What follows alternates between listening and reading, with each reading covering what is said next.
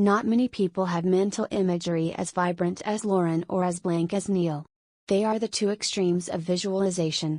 Adam Zaman, a professor of cognitive and behavioral neurology, wants to compare the lives and experiences of people with aphantasia and its polar opposite hyperphantasia.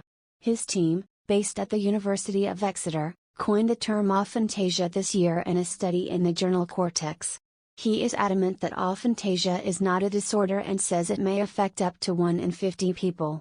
But he adds, I think it makes quite an important difference to their experience of life because many of us spend our lives with imagery hovering somewhere in the mind's eye which we inspect from time to time. It's a variability of human experience.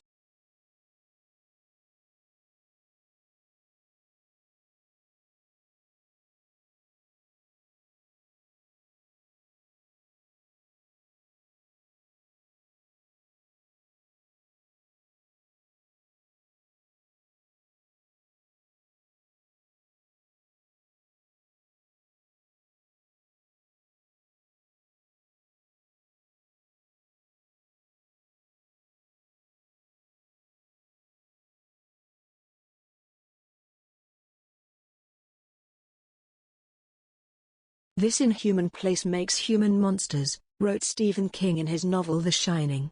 Many academics agree that monsters lurk in the deepest recesses. They prowl through our ancestral minds, appearing in the half-light, under the bed, or at the bottom of the sea. They don't really exist, but they play a huge role in our mindscapes, in our dreams, stories, nightmares, myths and so on, says Matthias Classen, assistant professor of literature and media at Aarhus University in Denmark, who studies monsters in literature. Monsters say something about human psychology, not the world. One Norse legend talks of the kraken, a deep-sea creature that was the curse of fishermen. If sailors found a place with many fish, most likely it was the monster that was driving them to the surface.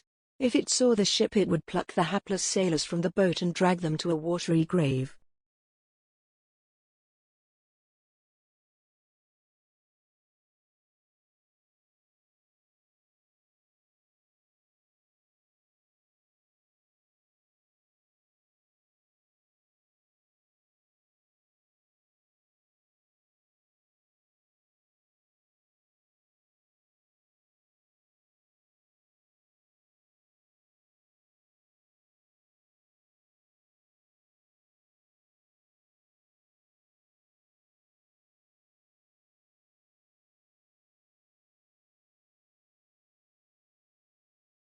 The story of the atom bomb starts in the Edwardian age, when scientists such as Ernest Rutherford were grappling with a new way of conceiving the physical world.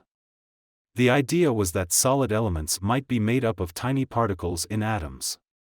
When it became apparent that the Rutherford atom had a dense nucleus, there was a sense that it was like a coiled spring, says Andrew Nahum, curator of the Science Museum's Churchill Scientists exhibition. Wells was fascinated with the new discoveries.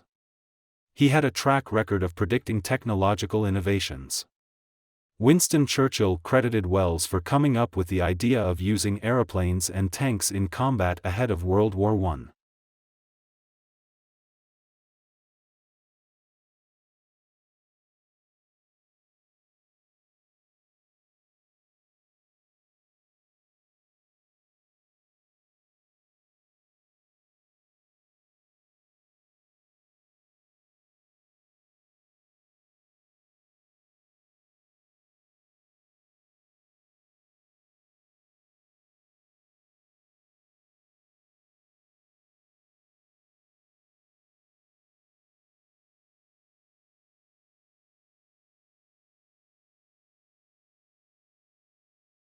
Not long ago, if you were a young, brash technologist with a world-conquering startup idea, there was a good chance you spent much of your waking life working toward a single business milestone, taking your company public. Though luminaries of the tech industry have always expressed skepticism and even hostility toward the finance industry, tech's dirty secret was that it looked to Wall Street and the ritual of a public offering for affirmation, not to mention wealth. But something strange has happened in the last couple of years. The initial public offering of stock has become D-class. For startup entrepreneurs and their employees across Silicon Valley, An initial public offering is no longer a main goal. Instead, many founders talk about going public as a necessary evil to be postponed as long as possible because it comes with more problems than benefits.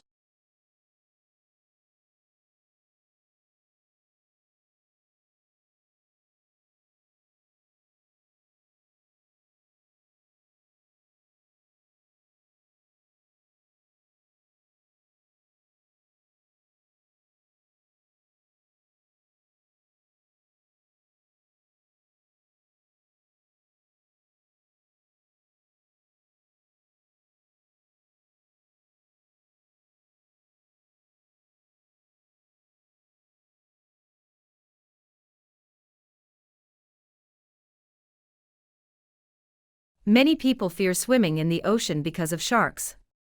In some respects, this concern is well grounded. Humans are poorly equipped when it comes to electroreceptive defense mechanisms. Sharks, meanwhile, hunt with extraordinary precision. They initially lock onto their prey through a keen sense of smell. 2/3 of a shark's brain is devoted entirely to its olfactory organs. As the shark reaches proximity to its prey, it tunes into electric signals that ensure a precise strike on its target. This sense is so strong that the shark even attacks blind by letting its eyes recede for protection. Normally, when humans are attacked, it is purely by accident. Since sharks cannot detect from electroreception whether or not something will satisfy their tastes, they tend to try before they buy, taking 1 or 2 bites, and then assessing the results. Our sinewy muscle does not compare well with plumper, softer prey such as seals.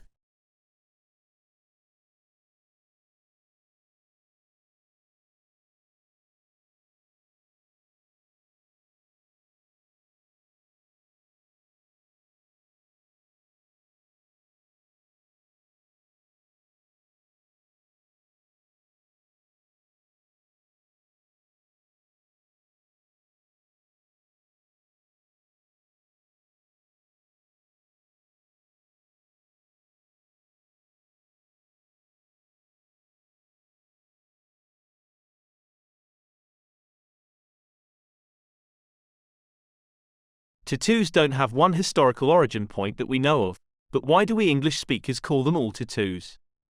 The word is an Anglophonic modification of tatau, a Polynesian word used in Tahiti, where English captain James Cook landed in 1769 and encountered heavily tattooed men and women. Stories of Cook's findings and the tattoos his crew acquired cemented our usage of tattoo over previous words like scarring, painting, and staining, and sparked a craze in Victorian English high society. We might think of Victorians having Victorian attitudes about such a risque thing, and you can find such sentiments, and even bans, on tattooing throughout history. But, while publicly some Brits look down the noses at tattoos, behind closed doors and away from their noses, lots of people had them.